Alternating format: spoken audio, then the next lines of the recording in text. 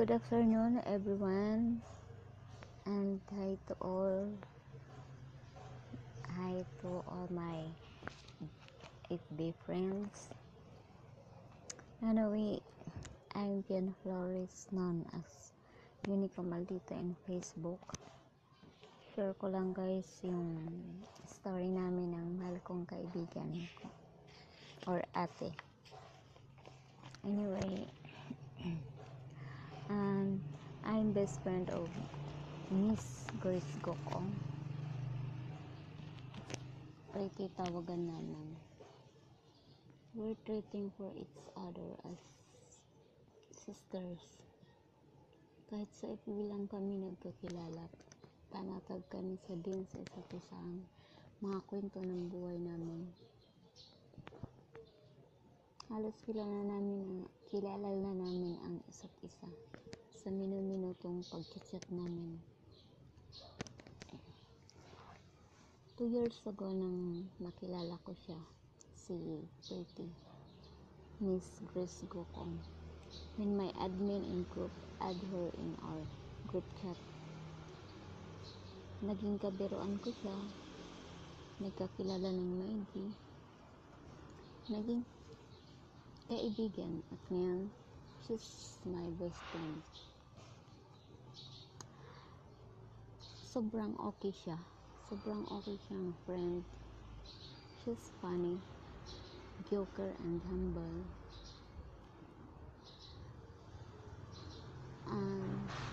Siguro ugali na siguro niya yung pagkamatulungin, kasi nakilala ko siyang ganun mula nung makilala ko siya. Hindi na mabilang sa mga daliri ko ang mga natulungan niya, na saksi ako or isa ako sa mga naging daan kung paano marireceive yung ng mga tao yung matutulungan niya. At isa na po ako doon. Alam niyo po kung bakit, kasi sa akin po niya hinuhulog yung mga ibibigay niya tulong para sa iba. Sa lahat ng bagay, hindi niya ako magawang matiis. At I'm so blessed dahil nakatagpo ako ng isang kagaya niyang kaibigan na sobrang bait niya. Kahit na gaano ako kamaldita, lagi niya ako iniintindi.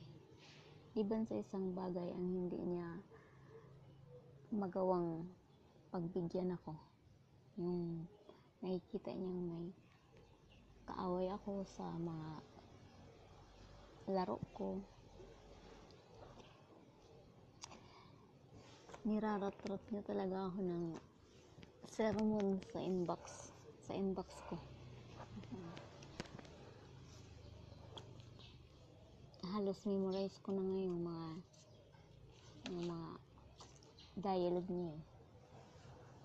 May dialogue pa siyang sasabihin niya, kukuritin ko talaga Pretty yung singit mo, or kaya papaluin daw niya ako sa pet.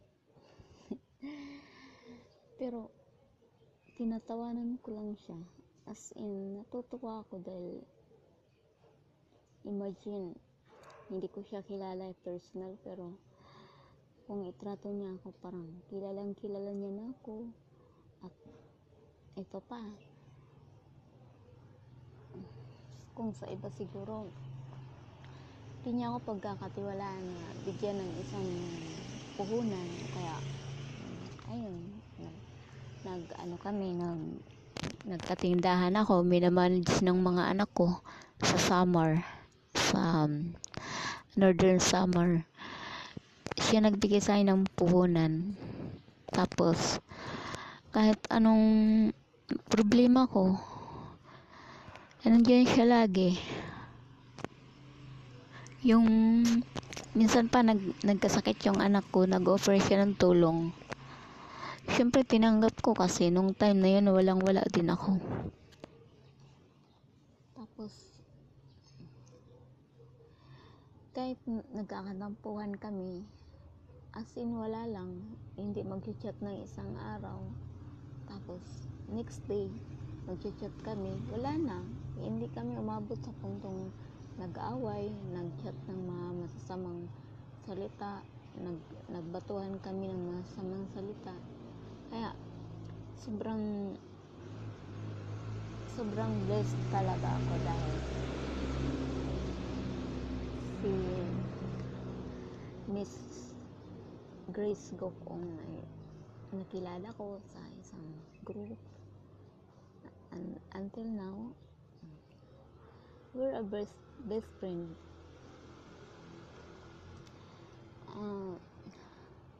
Message ko lang sa'yo, Pretty, sana lagi kang mag-ingat dyan.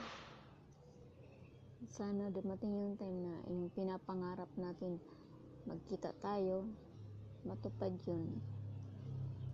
Siguro kung hindi lang dahil sa pandemic, nakauwi ka na rin, siguro nakita na rin kita, namimiss kita. Yun ang totoo, hindi dahil matutulungan mo ako, pero yun talaga yung nararamdaman ko na pag hindi ka online, hinahanap kita, tinatanong kita sa mga kakilala natin sa Facebook kung bakit hindi ka nag-online. Ewan ko ba, bakit parang kulang yung araw ko kapag hindi tayo nagbibiruan, hindi tayo naghaharatan sa chat. Masaya ako dahil nakilala kita, at sa'yo ko lang din naranasan yung tratuhin ng hindi ka relasyon pero trinatong tao, or trinatong tunay na kaibigan. At sa totoo lang, sa lahat ng tao na kilala ko, or kahit sa mga kapatid ko, sa'yo ko lang din naranasan yung hinahalo mo ako, kung pwede nga lang ihag mo ako kapag nalulungkot ako, kapag wala akong mapagsabihang iba, ikaw lang yung chinachat ko, pinapatawa mo ako. Okay na yung araw ko, basta nandyan ka lagi. Pretty, maraming salamat sa lahat ng ginawa mo sa akin at sa mga anak ko.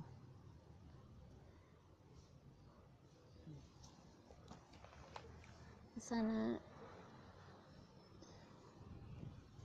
dumating yung time na makabanding kita, hindi lang sa Facebook, hindi lang sa Messenger, kundi gusto ko rin makabanding kita ng personal. Sana hindi na magtagal yun, kasi I can't wait talaga na makabanding kita. Anyway, guys, sa mga nanonood ng YouTube channel niya, sana subscribe niyo siya at i-like yung mga videos niya, at pa-share na din po, dahil hindi naman siya nagkukulang ng tulong sa inyo, kaya dapat suklian niyo din yung mga naitulong niyo, kahit paludlod lang yun, dapat